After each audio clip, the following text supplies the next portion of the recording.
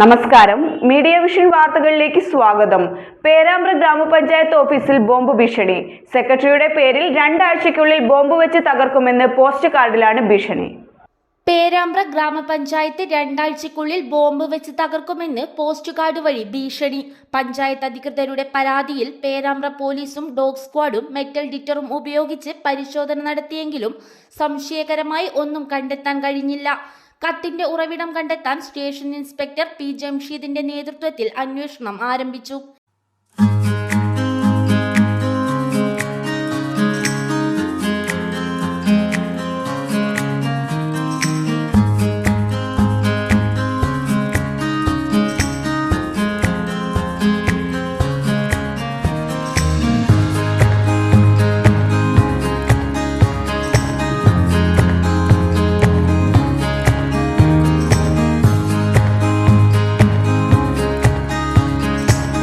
News bureau, media vision.